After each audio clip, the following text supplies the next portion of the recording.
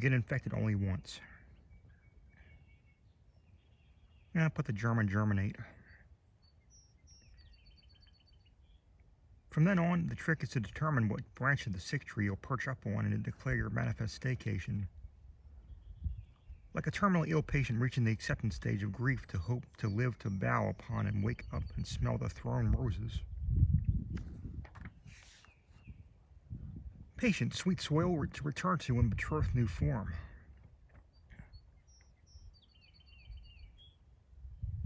It doth not make petty, selfish comment on this priceless damp drops it. For one cloud's thought in summer receives, grows, bellows, spreads, falls as rapid as its graceful arrival.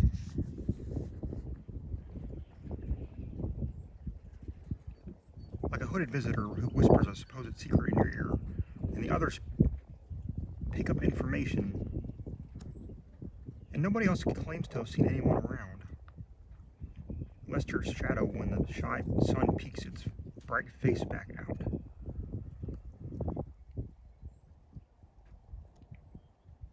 One return, one sanctum, for what time may alone decide upon, let alone scheme the other out of place for personal gain. Otherwise complicate more so than if it hadn't acted on what was increasing stake in retrospect.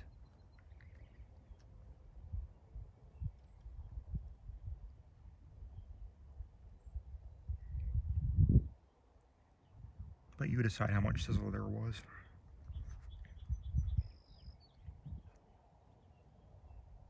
No matter how one would try to explain, people wouldn't understand if they had a rite of passage to culture.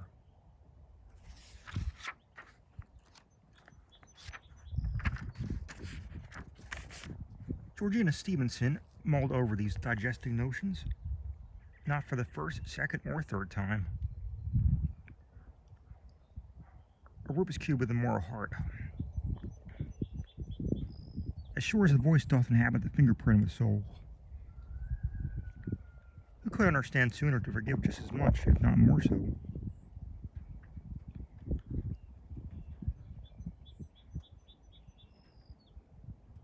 Hammer away at time.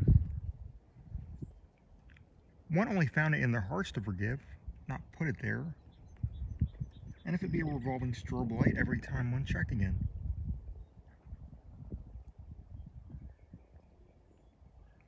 Then the forgiveness flows with the blood.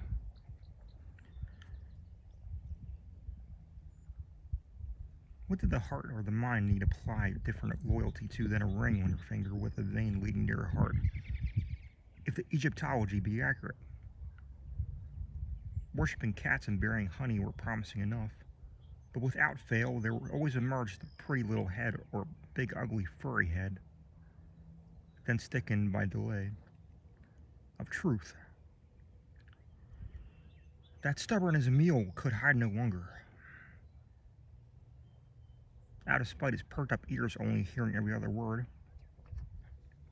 Even after the mud is clear from the ascending. As soon as the rush is over, I'm going to have a nervous breakdown. I worked for it, I owe it to myself, and nobody's going to deprive me of it.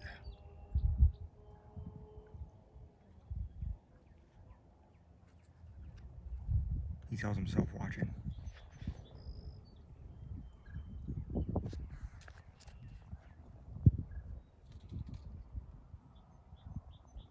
Gardeners call a plant that grows on its own from a seed in the wind, rather than being deliberately planted, a volunteer. And a fresh season of new questions, not only the lengths of storms of the ones quote-unquote preceding it.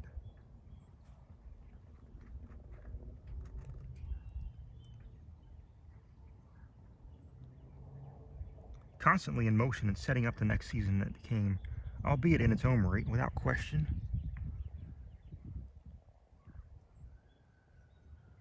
Never skipping. Georgina either had to expect one or two separate volunteers for her father's boss, Mr. Beist, of her mother.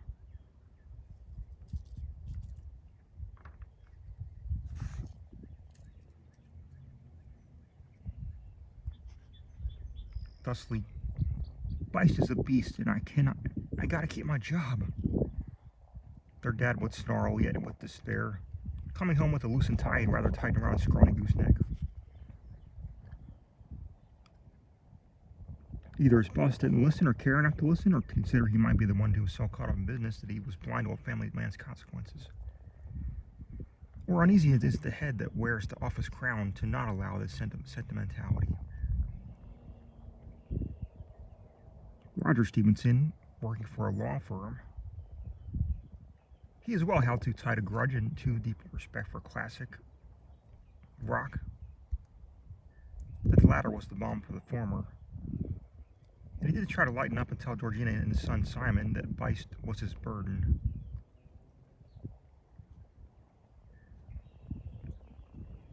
Simon wondered if he meant beast of burden.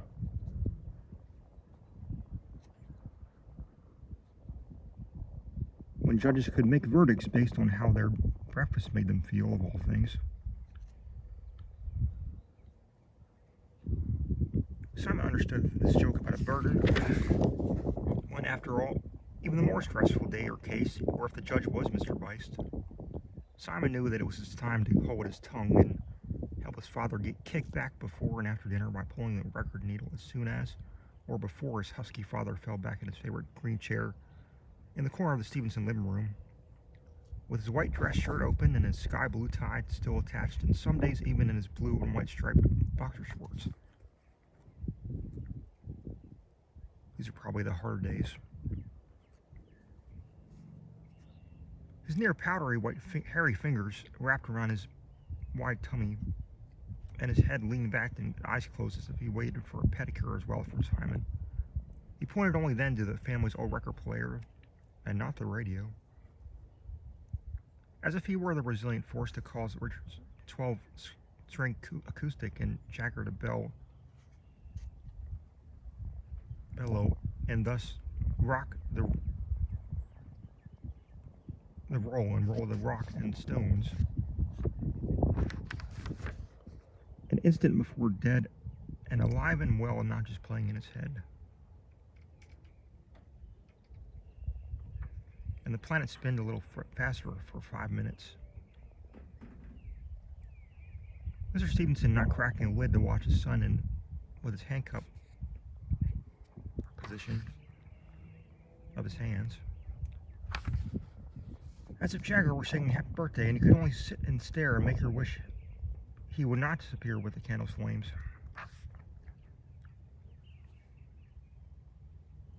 A look of concern grew on Simon's face when Jagger got to, "I watched you suffer."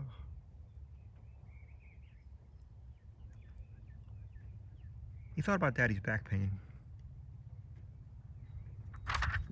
Some days his lip quivered, not just because the words were no equal swift, sharp arrow pulled back by life.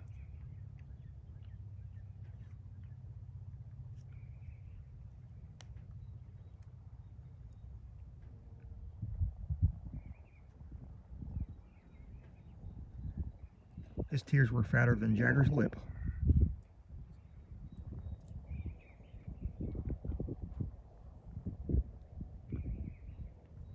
Simon heard another time Jagger said, "You can't always get what you want."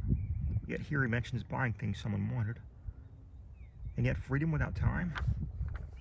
His daddy didn't know any full, because if he did, he might not be dragged away every day save for the weekend in their minds. There was another band that made weekend work sound enthusiastic.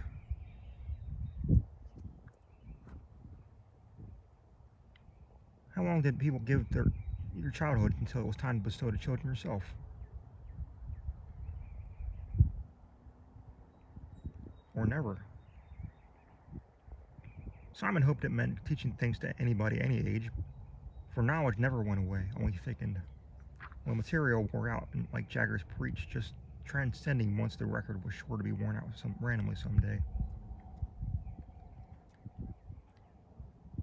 "Thank you for this cooperative gesture, my boy," he would say on a good day. But what would Daddy say when the record wore out? Would he blame Simon for scratching it? Too many questions emerged at the wrong times when he knew better just to let rocks roll.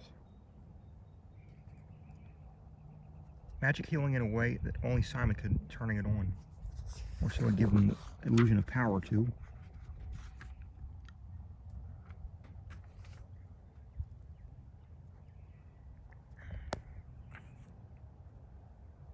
These questions would continue to emerge at the nightclub in Simon's mind, playing only at that reverberating song, and buying each other drinks and dancing to impress like they'd seen birds do on TV. Some days it was impossible to tell hitherto.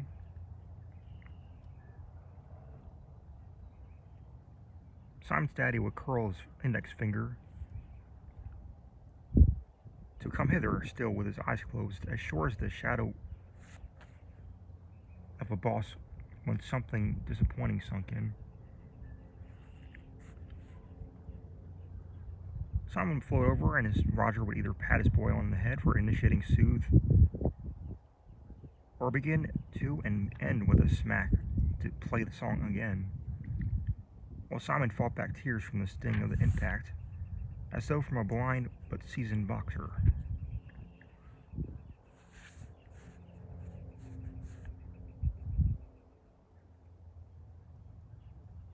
Staring at the white squares dancing on a ceiling, mingling with darkness and the burnt sienna radiating from the streetlight, Simon would not only rub where his father had hit him in a drunken stupor that settled in as the song progressed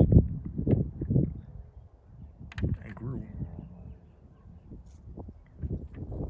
and swollen. He guessed where else he would hit next and still start preparing that broken skin re-rub. Simon never thought to ask Georgina nor confront her about this. What was a boy to do? He didn't want to guess his father hit him and ask something else of her. If so, she might say so first. Or especially not say so first. And be glad when he did ask. Simon didn't want to have to blame Daddy so much as what Daddy was ball and chained to. He wished something would happen to his boss, or at least change his mind about it. He did like the music, and some days Daddy repeated as well. The breath in that guitar, baby. Why don't you move that beat? This is your time to bond with your old man, boy.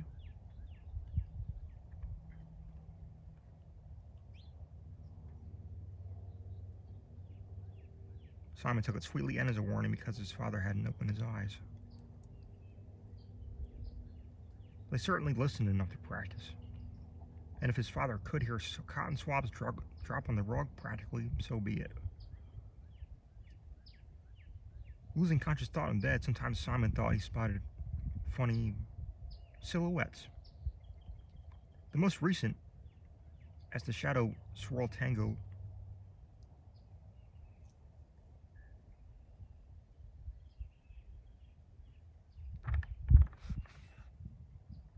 was of a horse's ears, or snout. If right outside the window, but as tired as he may have been, Simon shot out right to see of all cars. A Mustang. No, Oldsmobile. Yeah, well, it's whiz past. He laid his head back down on the pillow and turned grateful it was a song he and his father both liked.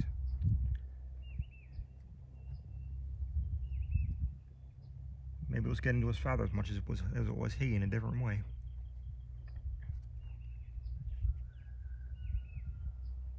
The song could drive him crazy fast in cars like that. Daddy used to be a mechanic and said all cars run on horsepower, and I wondered where they put the horse. Maybe being a mechanic before is what made his law firm job harder. And off to dreamland he drifted without even a penciling in from the Sandman. He must have had a lot of desert to tread. Listen to Richard strum, boyo. Roger's voice echoed in his increasing drift.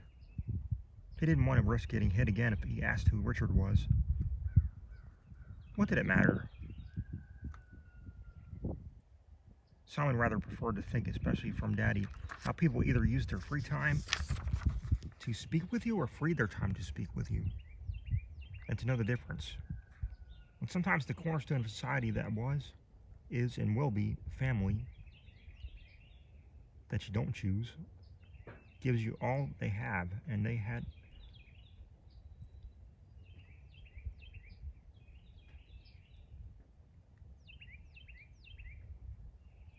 So look for worthy substitutes that you may not necessarily see in their souls, or could ever give back to them in an equal amount or time. But you see what used to occupy the space and responsibility to fill it to the brim, again, isn't always your responsibility in return. They'd rather the next generation choose to be happy because a reason can go away. Simon and Georgina understood they were still probably good men, cold and alone and whimpering somewhere in the confines of their father, and they knew precautiously so that what happened directly to one family member was not necessarily their fault or not to prevent. If they could just reach in and grab his hand and pull him out.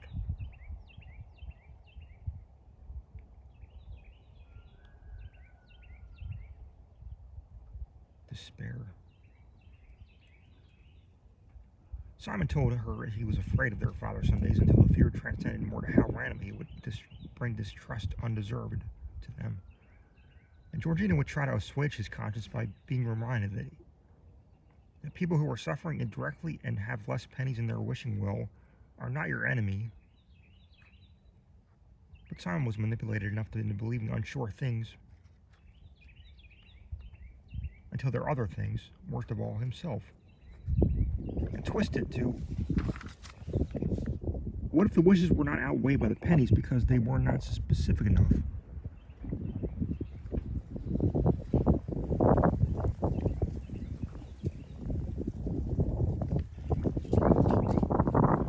The revolving door of thought he tried to control lying in bed made him wonder if it were the more wild or more tameable thoughts you could train than horses,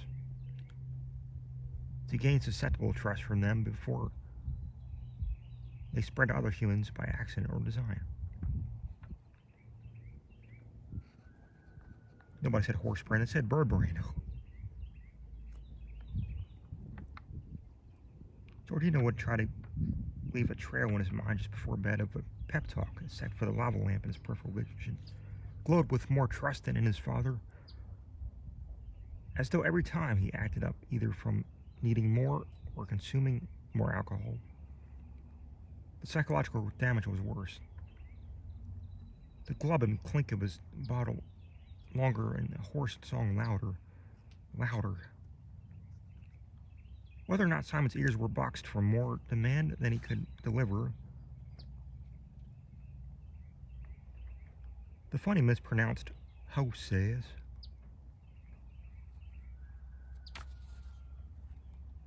wobbling in Simon's still less disoriented mind.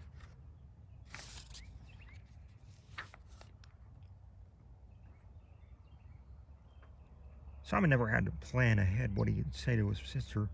Fear was as growing a subject as it was temporary. His sister thought they'd try to negotiate living with her mother when their dad all but stopped even turning the living room lamp on, as some people's motivations are as a cat keeping one mouse alive to tell the basic flavor of his food, and will kill the rest of the mice and then say how they tasted. Wasn't the mouse flattered? Did it remind the selectively powered cat of a favorite toy, or smell like a previous owner? Was the cat just lonely and tired of dreaming? You are the universe with a capital U, yet society teaches limitations of its own shamefully close-minded volition. Merit knows no bounds for the right eagle-eyed initiator of just desserts with a cherry on top.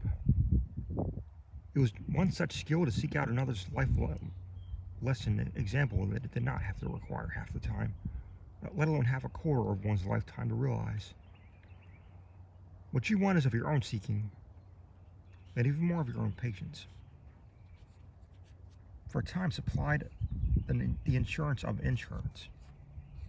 It eventually trots toward you with clear Caribbean water. Or sky. Either before you woke or in waking in slow-mo, or it arrived with its head in your bed if you weren't careful about asking for holes in the box. You stuck to things, except be sure the adhesive didn't come from particularly increasing clip-clopping or the fates shall declare nay. Illusions are no less justifiable by the profound example they set in them with less. The truth of the matter, but what did you let be? With dark matter, or when you are perceived as illusion?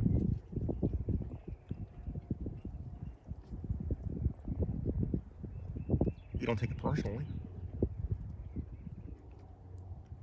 Let be yourself in the process of mistake along the way of progress, at least. Speak less than I know. Time, circumstances, days chose birth as horses did riders, as salmon stream, as birds southern trees for nests. Question is better directed at what the illusion of choice is and what real ones are. Not seem like the ones you only you feel when the magnifying glass of honesty be better not directed toward the sun, needing no permission and possessing no responsibility for a happenstance anthill.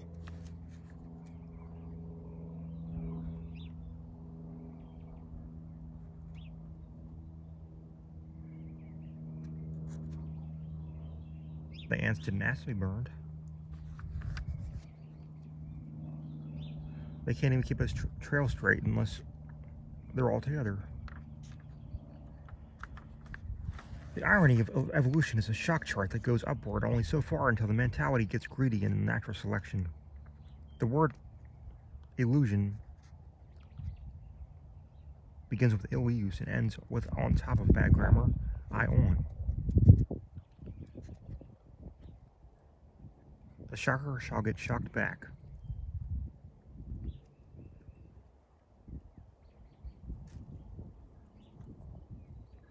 Ill use of anyone's fault can always possibly of their own willpower and illusion first end and honor thereby thus retained.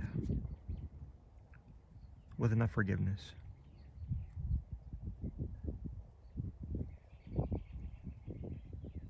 The right kind of prank helps forgiveness.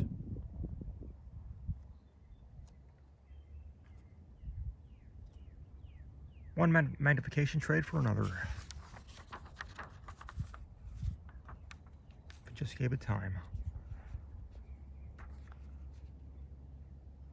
The worst result of an unintentional victim as someone's ill-gotten rotten gain, or adjustment to one, was too often they could not see fault in their own behavior, nor a tunnel light for the train.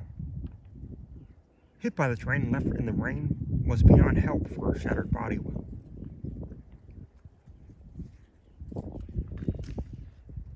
That has zombification potential to rise from obligatory ashes. But a shattered spirit costs more than a decanter or a pitcher or a beaker or what's inside altogether combined.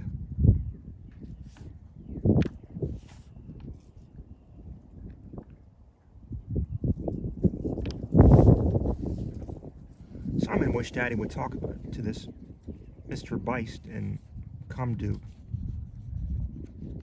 terms. Mr. Beist, about how to ease running things, not for the pressure they bestowed, but the trust that they will slow down like a train. Everything arrives on schedule. He prayed Daddy would stop taking turns making a girdle about his own emotions, North and South Poles. The next time he saw Mommy, maybe she'd have a little more medical history to bestow as surely as he wished this boss worked. Adults wouldn't admit it, but probably for fear of shame, but they could and didn't let their inner child blossom for converting a workspace into a playground, albeit slower play.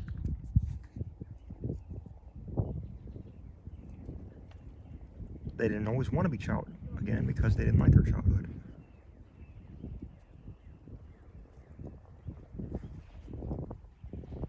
Everything in nature is so intricately interconnected that moving one thing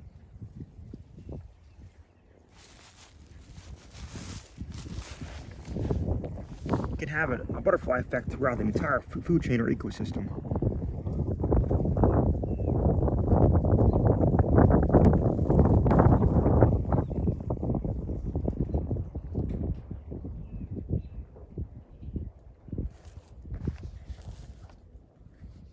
So much already made so little sense to a bold enough, life-wise mind to analyze if they were bold in the right places later.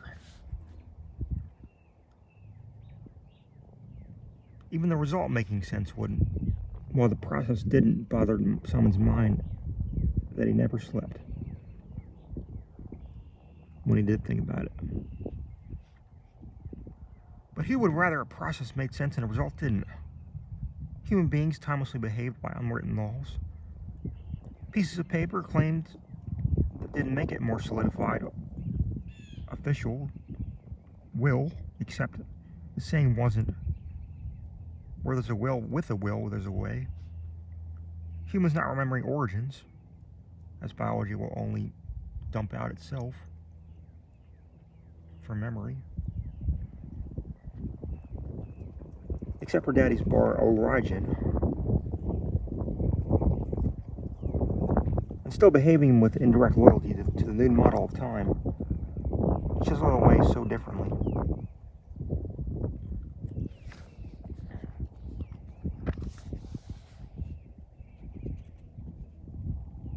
The same four-letter words over substance and of confronted anger or for attention. A carbon body flaking skin and crumbling a little more every day until they progressively added up the pain. Blaming an ox as a moron for a man-made concept of parking in a driveway, driving in a parkway, cooking bacon, baking cookies. Teachers teaching grades over knowledge, like how a fish could breathe air.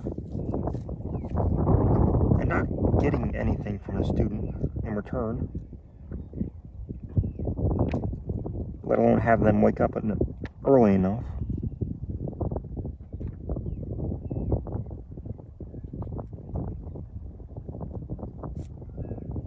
Adults caring more about green tinted photos of dead men than priceless irreparable deeds, and Daddy's liver wasn't going to be nice to back someday. It was all priceless.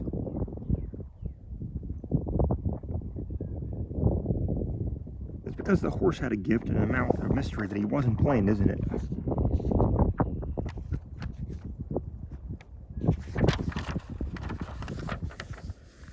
Who's to say the horse didn't have a gift wrapped no less in its mouth, propped only open for a hand to be clamped down on when the upright carrot was spat out and replaced with a cruel lure of priority and uncertainty?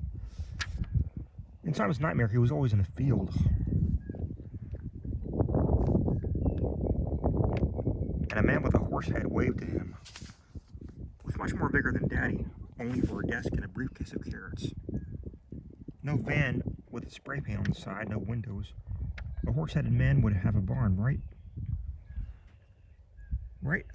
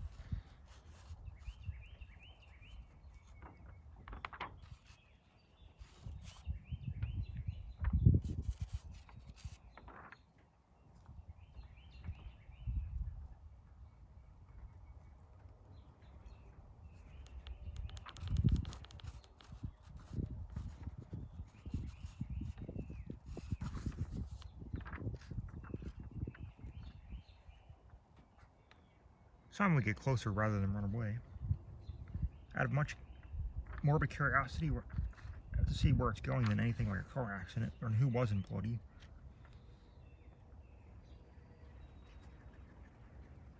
The only thing the horseman would say was, "How about a gift, bucko? Where do you look a gift horse?" The eyes.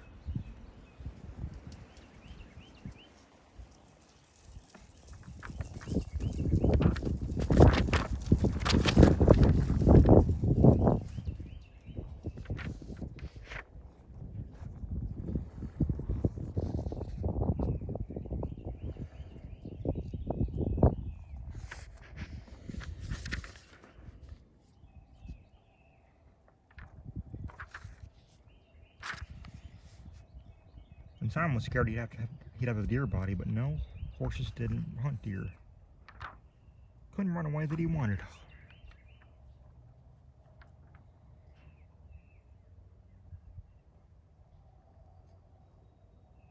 What is it about wrapping gifts when you humans are so afraid of the unknown?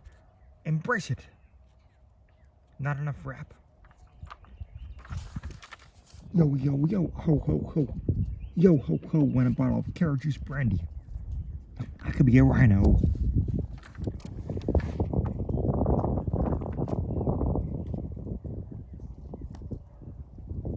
Simon never could get out of the shock, or to remember how the horseman would say all this with a mouthful of too large object. Maybe he spoke telepathically.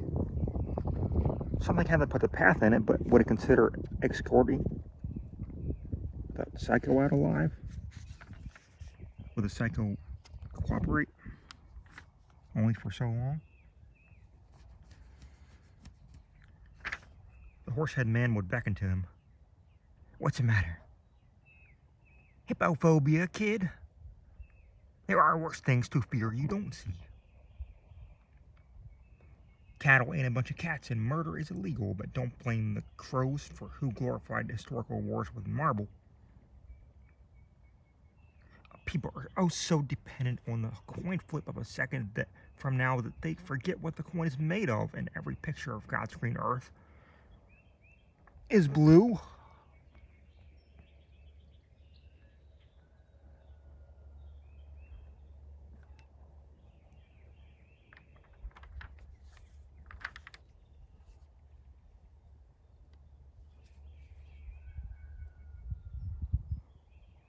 Wild enough horse for you, or do you say nay?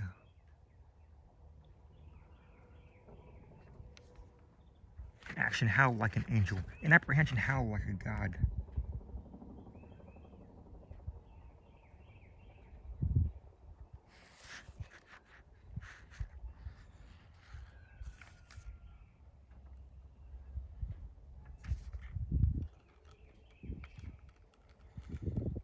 The beauty of the world, the paragon of animals. What's one for the money, two for the show, three to get ready now, you get what you pay for a reason, cat. You can't heal if you keep pretending you're not hurt. Destroy the nation of a notion that repressing emotions is a sign of strength. Mankind is subjected by time, and all too often time is not a baker. Kind, back, hungry for overdue oh.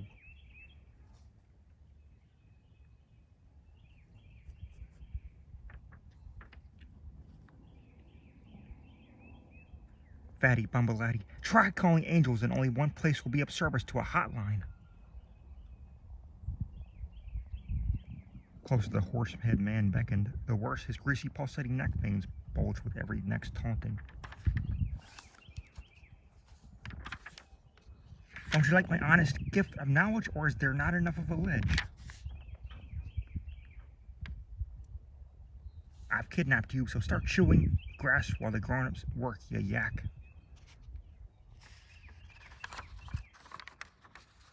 Simon looked down to discover stark white goat fur and hooves.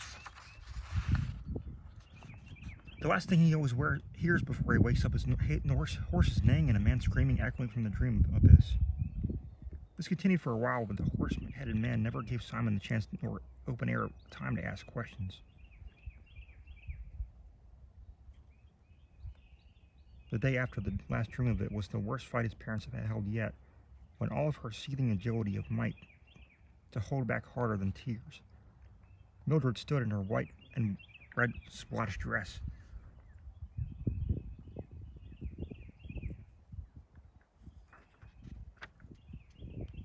Held up her head high, closed her eyes, and gestured toward the front door. I've had enough, Raj. Go to Mr. Bice's house and explain you're not allowed back.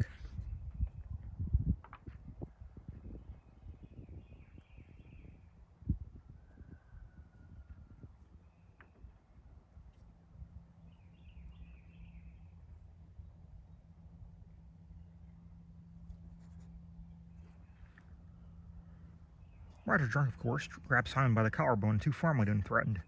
You want to get crazier, woman? I'll take the boy with me and file a custody case at the courthouse I work for. I'll claim you work them worse than farm animals and violate child labor laws. You'll say that for me, boy, or I'll... Roger rammed Mildred. And Simon screamed, and Georgina, when a flash of Roger with a horse head shuddered subliminally through the reels of his mind. It's you! Roger paused and looked at the boy, puzzled. The man from my dream, it's you!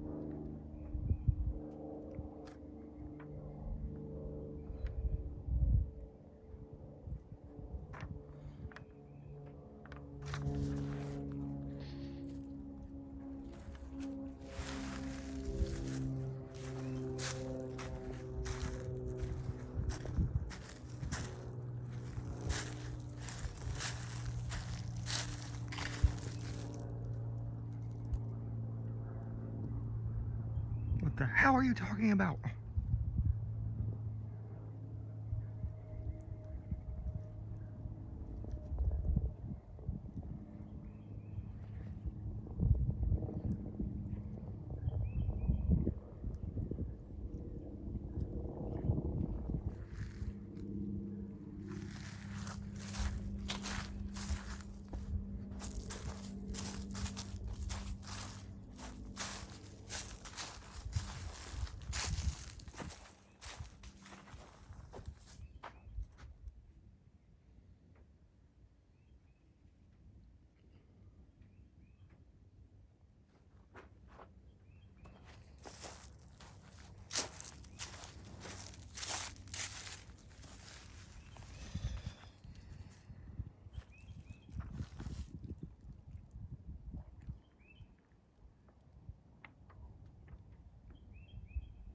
Roger demands in the heat of his temper. Childhood living is easy to do. The things you wanted. Roger's stereo blared on by itself, the familiar mocking croon, despite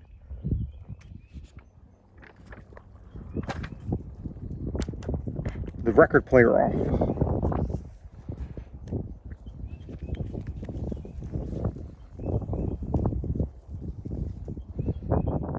Hand over the remote behind your back, you little beetle.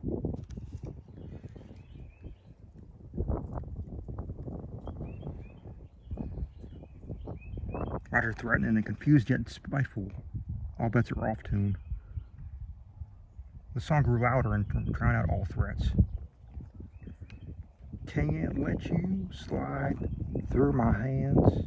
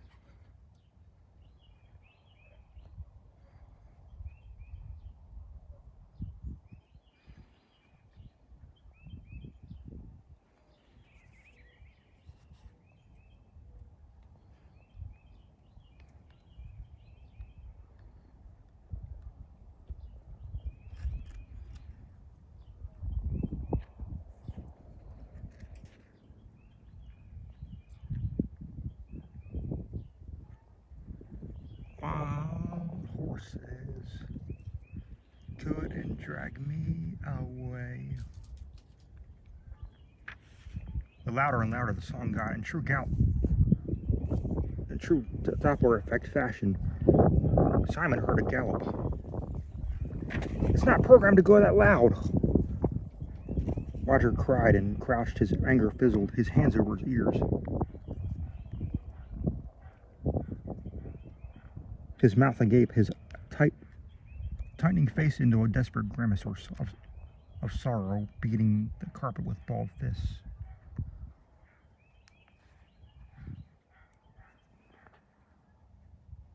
Simon floated over and unplugged the radio, but the song continued. The biggest nocturne black tall horse Simon had ever seen burst and crashed through the wall.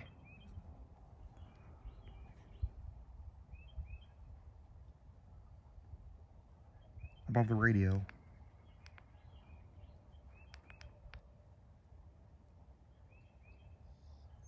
The song like a cavalry call, plaster raining and crumbling and puffing while the radio continued, and a radiant light from the wall hurting Simon's eyes. The horse, standing upright, set enormous hooves on Roger, but instead of breaking his neck, pulled and dragged this too far to speak, just as rapidly off out into the hole, and the last sound was a simultaneous neigh, scream, blend.